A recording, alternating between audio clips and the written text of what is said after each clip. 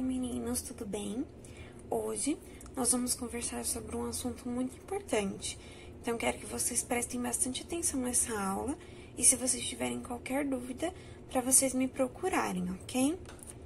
Bom, na aula passada nós estávamos falando sobre as reações químicas.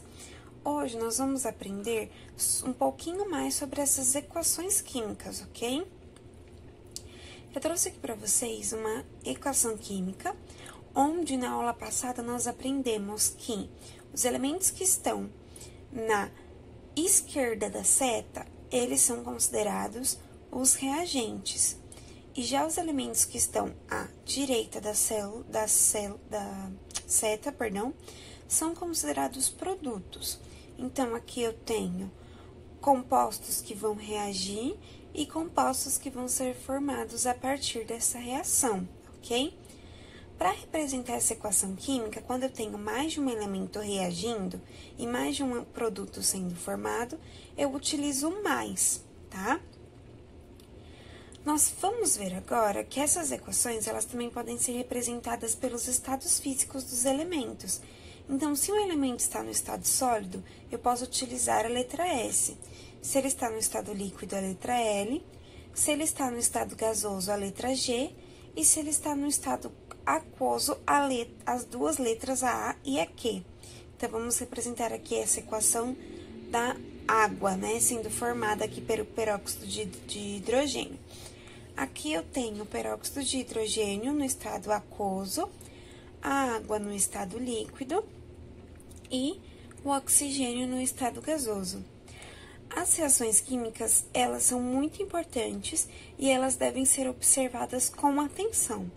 Além dos estados físicos, nós temos que perceber também que a quantidade de reagentes sempre vai ser igual à minha quantidade de produtos.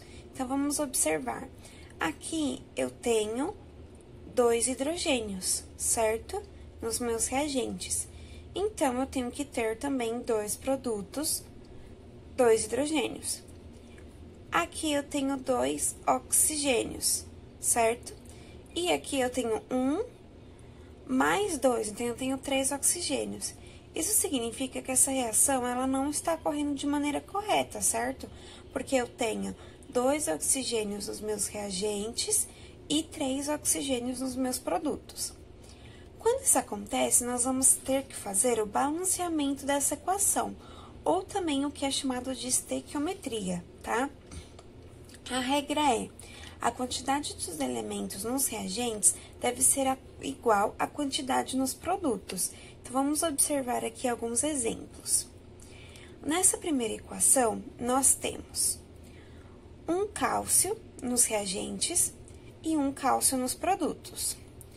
Nós temos um carbono nos reagentes e um carbono nos produtos. E nós temos 3 oxigênios nos reagentes e 1 mais 2, ou seja, 3 oxigênios nos produtos. Então, isso significa que essa equação está balanceada, porque eu tenho a mesma quantidade dos elementos, tanto nos reagentes quanto nos produtos, ok? Vamos para mais uma. Vamos começar pelo hidrogênio. Aqui eu tenho 1 mais 1, então eu tenho 2 hidrogênios. E aqui eu também tenho 2 hidrogênios. Percebam que esse número aqui que vem acompanhado ao lado do elemento, ele multiplica o elemento, ok? Então, aqui eu tenho 2 hidrogênios. Tem um cloro nos reagentes e tem um cloro nos produtos. Tenho um sódio nos reagentes e um sódio nos produtos. E aqui eu tenho um oxigênio nos reagentes e um oxigênio nos produtos. Então, isso significa que essa equação também está balanceada, ok? Agora, vamos ver a próxima. Aqui eu tenho um carbono, perfeito. Opa. Aqui eu tenho 4 moléculas de hidrogênio. E aqui eu tenho só 2 moléculas de hidrogênio. Então, o que eu preciso fazer para deixar essa equação balanceada? Achar um número que, multiplicado por 2, irá dar 4. Que número é esse? Número 2. Então, aqui eu tenho o processo de multiplicação sendo realizado, tá? Esse elemento que vem aqui, esse número que vem aqui na frente, ele multiplica a quantidade de números que eu tenho aqui na lateral do meu número, do meu elemento, ok? Então, eu tenho um carbono no reagente, um carbono no produto, 4 hidrogênios nos reagentes, 4 hidrogênios nos produtos. E aqui eu tenho 2 moléculas de oxigênio nos reagentes e eu tenho 2 mais 1 nos meus produtos. Só que a gente colocou o número 2 aqui na frente, certo? Esse número 2, ele também multiplica esse O que está aqui sendo representado pela água. Então, na verdade, eu tenho 2 mais 2 moléculas de oxigênio nos meus produtos. Então, o que eu vou precisar fazer? Colocar um número aqui que multiplicado por 2 me dê 4. O número vai ser o 2. Então, vamos ver agora se essa equação está correta. Uma molécula de carbono nos produtos aqui, nos reagentes, perdão, aqui de verde, uma molécula de carbono nos produtos de rosa. 4 moléculas de hidrogênio, 2 vezes 2, 4. Então, 4 moléculas de hidrogênio. 2 vezes 2, 4. 4 moléculas de oxigênio. E aqui eu tenho 2 mais 2 moléculas de oxigênio nos produtos. Então, eu também tenho 4. Agora sim, essa equação está balanceada, ok? Porque eu tenho a mesma quantidade de elementos dos produtos nos reagentes. Esse número que aparece aqui na frente, que eu falei para vocês, ele é chamado de coeficiente estequiométrico. É ele que vai me dizer a quantidade de elementos que eu tenho naquela fórmula. Se não tiver nenhum número na frente, como por exemplo aqui no caso do cálcio, eu considero que existe 1, ok? E sempre o número que estiver aqui na frente, ele vai ser multiplicado pela quantidade de números que tiver aqui do lado do elemento, quando houver. Quando não houver, eu também considero como 1, e aí eu vou multiplicar esse coeficiente estequiométrico por 1, tá bom? Vamos ver agora mais algumas reações. Bom, aqui eu tenho uma molécula de alumínio e aqui eu tenho 2 moléculas de alumínio. Então, o que eu preciso fazer? Vou colocar o número 2 aqui para ficar também com 2 moléculas de alumínio nos reagentes. Ferro. Aqui eu tenho uma molécula de ferro e aqui eu tenho uma molécula de ferro, então está correto. Enxofre. Aqui eu tenho uma molécula de enxofre e aqui, percebam que esse número está entre parênteses, esse elemento está entre parênteses, e eu tenho o número 3 aqui. O que isso significa? Quando o elemento vem entre parênteses e eu tenho um número na lateral, significa que tudo que está dentro do parênteses está sendo multiplicado pelo número que está fora, certo? Então, aqui significa que eu tenho 3 moléculas de enxofre, porque eu vou multiplicar aqui esse elemento que está no parênteses vezes o número que está por fora. Se aqui eu tenho 3 moléculas de enxofre, aqui eu também vou precisar ter 3 moléculas de enxofre, certo? Então, vamos continuar.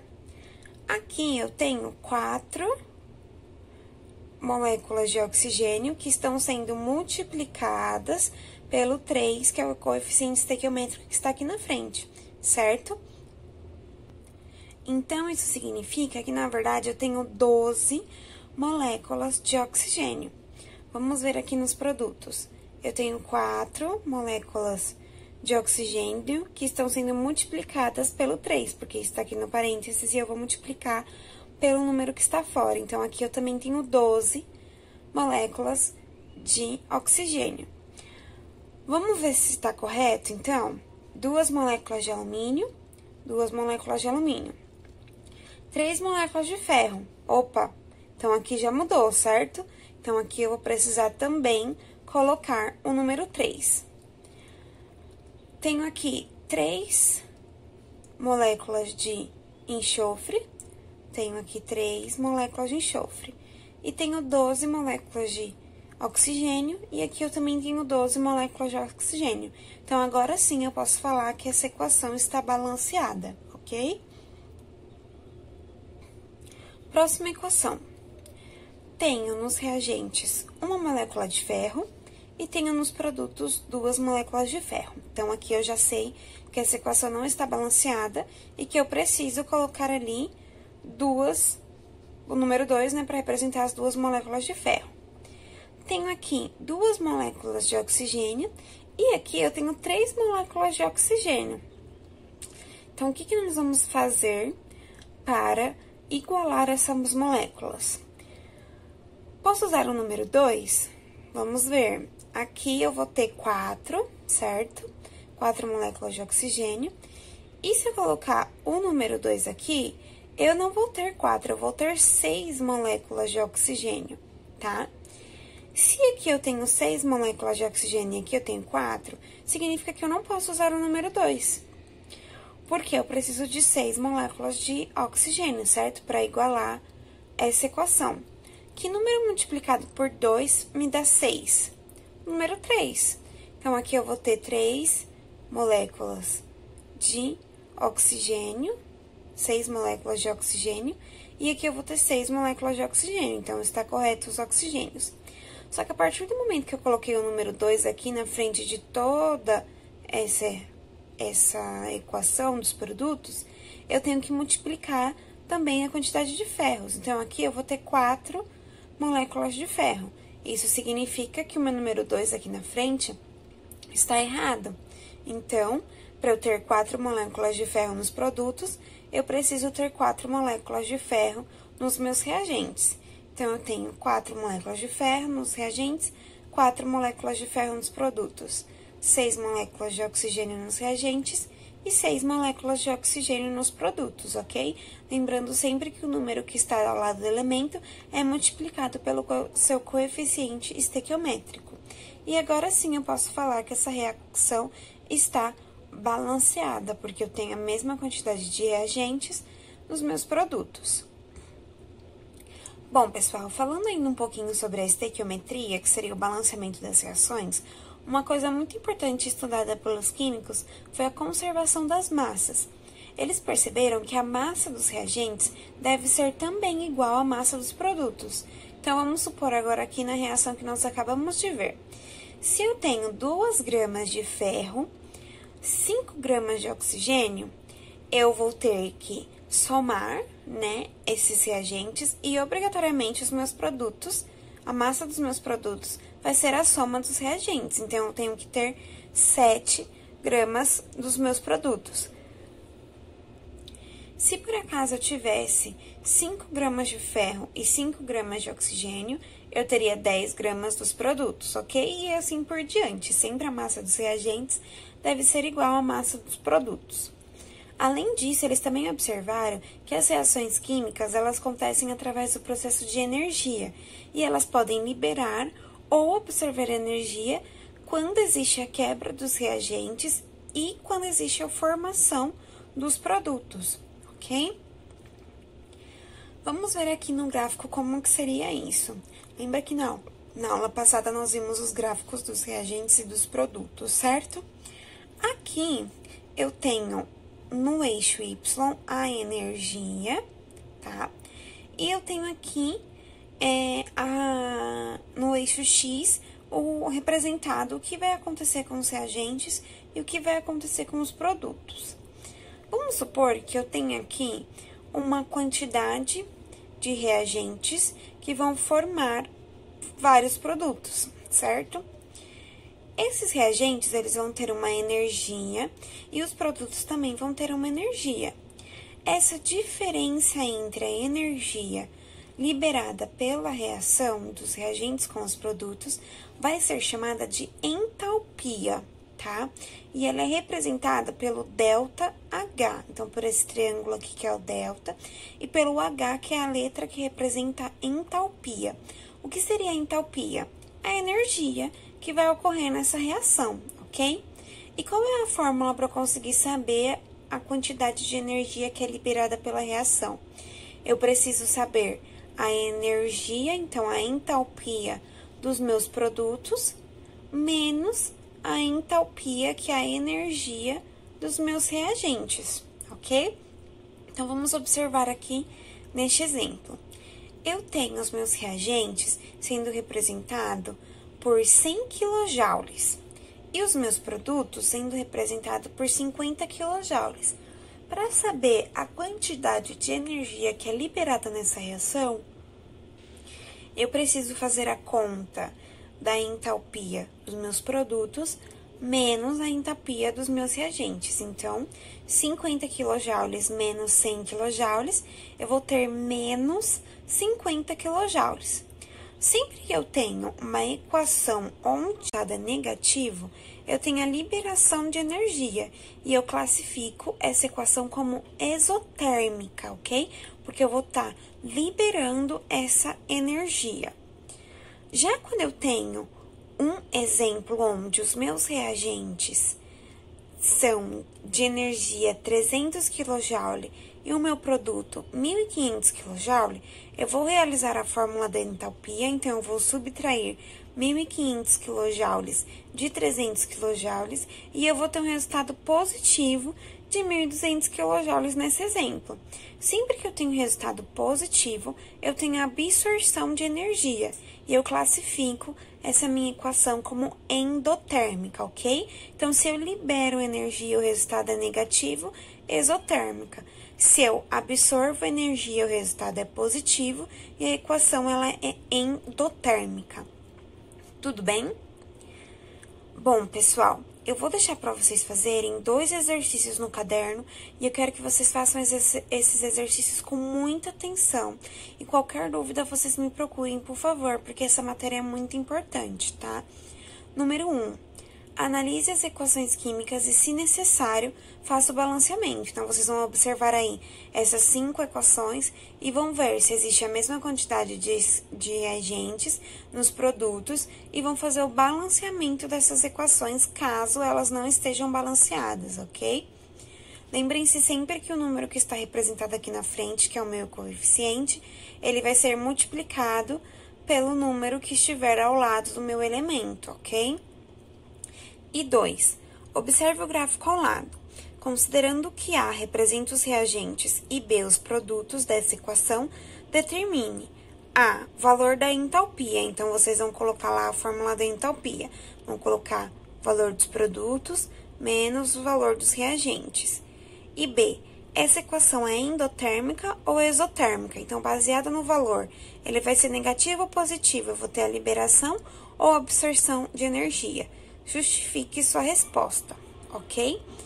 Depois que vocês fizerem esses exercícios, façam os exercícios da página 343, 347 e 349, que eu vou disponibilizar para vocês os gabaritos no dia 16, que é na quinta-feira, tá? Além disso, eu queria deixar um recado aqui muito importante nesse vídeo em relação ao trabalho bimestral do segundo bimestre, ok? O trabalho bimestral, ele vai ser os exercícios da página 362 e 363, que são os exercícios integrados da apostila. Vocês vão fazer na própria apostila e vão me enviar uma foto por binóculo ou então pelo chat do Schools até o dia 29 de julho, tá? Então, vocês têm aí mais umas 2 semanas, esses dias, para realizar os exercícios da página 362 e 363 e me enviarem foto. Se vocês tiverem qualquer dúvida, eu estou à disposição para esclarecê-las, ok? Um beijo e até a próxima aula.